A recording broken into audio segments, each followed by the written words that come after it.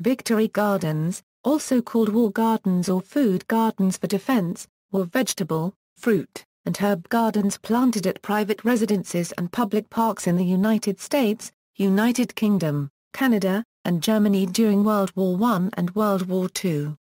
They were used along with food stamps to reduce pressure on the public food supply. Around one-third of the vegetables produced by the United States came from victory gardens. Besides indirectly aiding the war effort, these gardens were also considered a civil morale booster in that gardeners could feel empowered by their contribution of labor and rewarded by the produce grown. This made victory gardens a part of daily life on the home front. History. World War I. In March 1917, Charles Lathrop Pack organized the U.S. National War Garden Commission and launched the War Garden Campaign. Food production had fallen dramatically during World War I, especially in Europe, where agricultural labor had been recruited into military service and remaining farms devastated by the conflict. Pack and others conceived the idea that the supply of food could be greatly increased without the use of land and manpower already engaged in agriculture, and without the significant use of transportation facilities needed for the war effort. The campaign promoted the cultivation of available private and public lands, resulting in over 5 million gardens in the USA and foodstuff production exceeding $1.2 billion by the end of the war. President Woodrow Wilson said that food will win the war.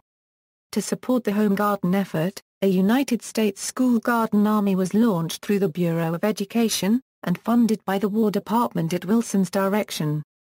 World War II. Amid regular rationing of food in Britain, a poster campaign encouraged the planting of victory gardens by nearly 20 million Americans during the course of World War II. These gardens produced up to 40% of all the vegetable produce being consumed in the USA. It was emphasized to American home-front urbanites and suburbanites that the produce from their gardens would help to lower the price of vegetables needed by the U.S. War Department to feed the troops, thus saving money that could be spent elsewhere on the military. Our food is fighting, one U.S. poster read. Although at first the Department of Agriculture objected to Eleanor Roosevelt's institution of a victory garden on the White House grounds, fearing that such a movement would hurt the food industry, basic information about gardening appeared in public services booklets distributed by the Department of Agriculture, as well as by agribusiness corporations such as International Harvester and Beech Nut. Fruit and vegetables harvested in these home and community plots was estimated to be 9 million €10 million short tons, an amount equal to all commercial production of fresh vegetables. Victory gardens were planted in backyards and on apartment building rooftops, with the occasional vacant lot commandeered for the war effort, and put to use as a cornfield or a squash patch. During World War II, sections of lawn were publicly plowed for plots in Hyde Park, London to publicize the movement. In New York City, the lawns around vacant Riverside were devoted to victory gardens, as were portions of San Francisco's Golden Gate Park. The slogan "Grow Your Own, Can Your Own" was a slogan that started at the time of the war and referred to families growing and canning their own food in victory gardens. In Britain, much land such as waste ground, railway edges, ornamental gardens and lawns, sports fields and golf courses was requisitioned for farming or vegetable growing. Sometimes a sports field was left as it was but used for sheep grazing instead of being mown, for example see Lawrence Sheriff School effects of the Second World War. Post-war, in 1946, with the war over, many British residents did not plant victory gardens, in expectation of greater availability of food. However, shortages remained in the United Kingdom. The Fenway Victory Gardens in the Black Bay Fens of Boston, Massachusetts and the Dowling Community Garden in Minneapolis, Minnesota remain active as the last surviving public examples from World War II. Most plots in the Fenway Victory Gardens now feature flowers instead of vegetables, while the Dowling Community Garden retains its focus on vegetables. Since the turn of the 21st century, interest in victory gardens has grown. A campaign promoting such gardens has sprung up in the form of new victory gardens in public spaces, victory garden websites and blogs, as well as petitions to renew a national campaign for the Victory Garden and to encourage the re-establishment of a Victory Garden on the White House lawn. In March 2009, First Lady Michelle Obama planted an 1,100-square-foot kitchen garden on the White House lawn, the first since Eleanor Roosevelt's, to raise awareness about healthy food.